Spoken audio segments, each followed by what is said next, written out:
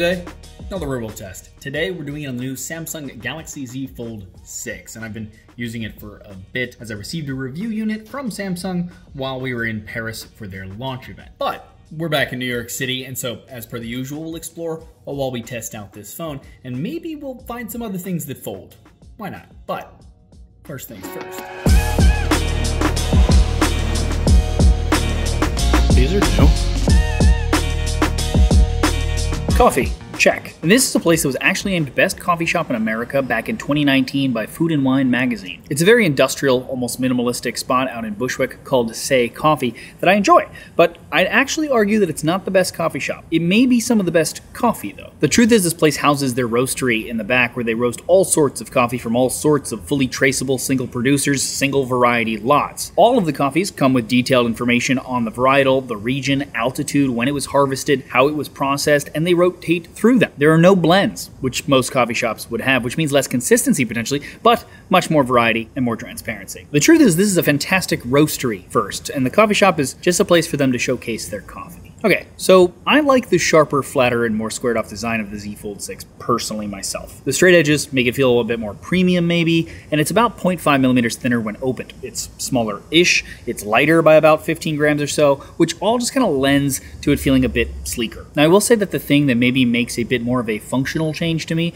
is the fact that the outer display is 0.1 inches larger, but the bezels and the aspect ratio have changed a bit. Now it still feels skinny, I kind of wish it was a little wider, but somehow that 0.1 inch makes it a little bit better, and sitting it next to the Fold 5 now, and its bezels, which didn't really bother me before, now just look super outdated. This looks a bit more like the S24 Ultra. Now, speaking of, we have a higher peak brightness to bring it on par with the S24 Ultra, hitting the same 2600 nits or so of brightness on both the inner and the outer displays. Both of those screens also look great, and both are still dynamic refresh rates from 120 Hz for scrolling and animations down to 1 Hz when you're looking at a static image to save power. Samsung did change the hinge again, and it's supposedly twice as strong as the Fold 5 and a bit thinner, and it also reduces the crease at least a little bit as well. Now, it's still there, and you can feel it if you swipe over it, but maybe a bit less so than before. Now, if I'm honest, it never really bothered me on the Fold 5, but I know a lot of people care strongly about it, so I'm curious if it's enough to quell that or not for you guys. It's also supposedly 10% stronger against scratches now, thanks to a new protective layer in the screen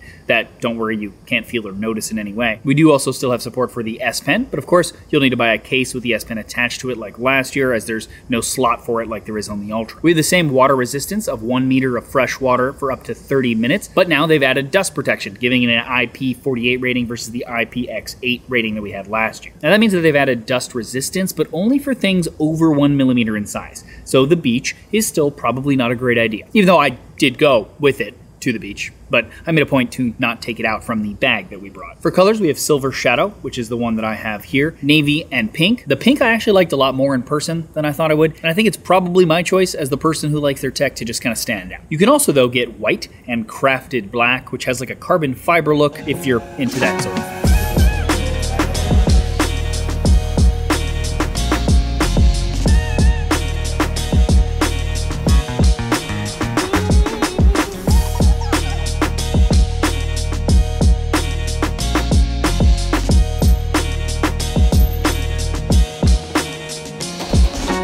For a folding item, tacos, because of course we were gonna do that. And this is Plaza Ortega, a bodega, ice cream shop, Mexican restaurant, all in one down the street from Say here at Bushwick. And the tacos I'm here for today are their birria tacos.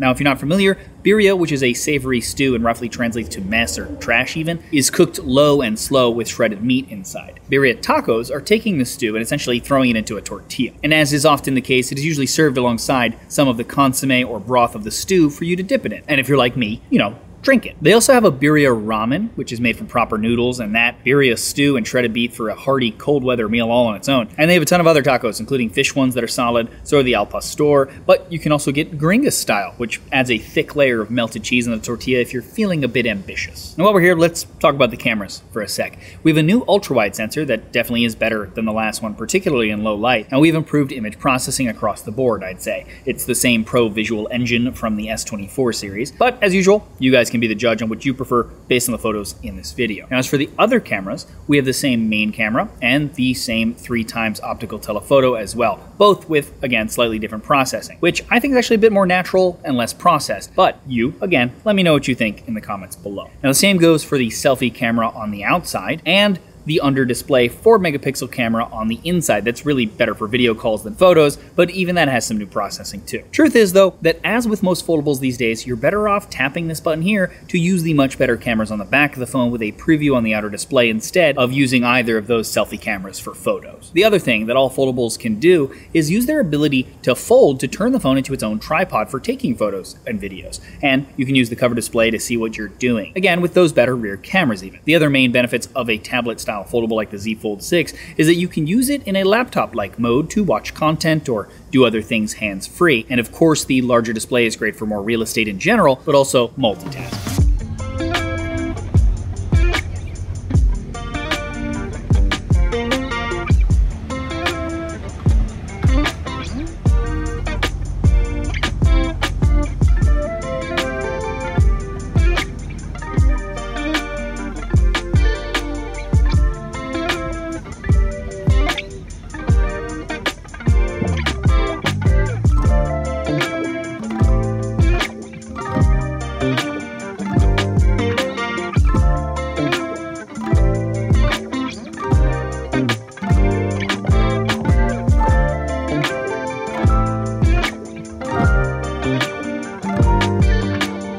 And now, we fold some pizza. Welcome to Roberta's. This huge pizza place in Bushwick opened way back in 2008 and is often cited as the place that helped kickstart the new Neapolitan pizza movement here in New York City. It has since commercialized and they now have multiple locations across New York City, but also LA, and you can even find them in the frozen food aisle. But with all that, it's still made in the same massive wood-burning oven at really high temperatures, and it's a solid pizza, and this particular location, the original, is pretty spot on. Okay, we can't talk about any new Galaxy phone without at least briefly touching on the Galaxy AI features. There's new AI features that have debuted with the launch of this phone, and will most likely make their way to other new Samsung phones shortly. Some of them you'll maybe use once or twice, but probably not much more than that, like changing your selfies into weird styles using Portrait Studio, or using Sketch to Image to draw and have the AI turn it into something less preschooler-like, and is actually pretty convincing. But we also have all of the Galaxy AI features that we're used to from the S24 series that you'll maybe use a bit more than that, but probably still a bit infrequently. The translation features, for example, are useful, but not sure how often you'll need them in your day-to-day, of course. There's a slight addition with that called Interpreter Mode that on either the Flip or the Fold will display the translation of what you're saying on the cover screen, so the person you're talking to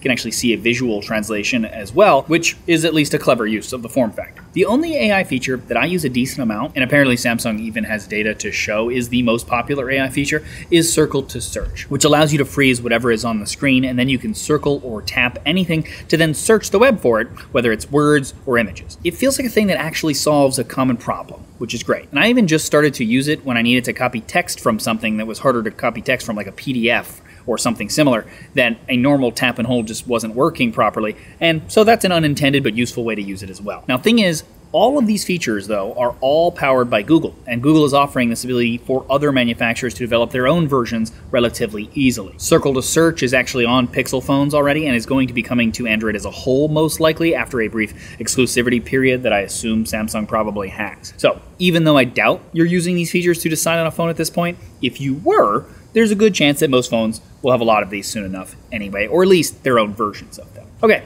So here is my battery life for today, for anyone curious about that, and my screen on time as well. But again, as always, this is not a normal day, and it is a real-world test day, so I use the camera way more than you ever would. So here is my usage for another more normal day, so that you at least have something to compare it to. Now, personally, I feel the battery life on the Z Fold 6 seems a tad better than the Z Fold 5, despite the same battery size, and that probably can be chalked up to the newer, more efficient Snapdragon 8 Gen 3 processor inside. Now, as with all foldables I've used at this point, battery life is not terribly amazing. But I actually tried to use the Pixel Fold again for a bit recently, and I forgot just how bad the battery life was on that. And this, while it isn't the best out there for a foldable phone, it's definitely better than that at least. Here's to hoping the new Pixel Fold is a bit better when that comes out. Overall, I still wish it had comparable cameras to the Ultra. Now, telephoto would be hard with the thinness of the device, I get that, but a bump on the back is fine to me. Now, personally, I just want the Fold to be the ultimate phone from Samsung. It's the most expensive, obviously, but why can't it also have the best cameras? A place to put the S Pen, battery, etc.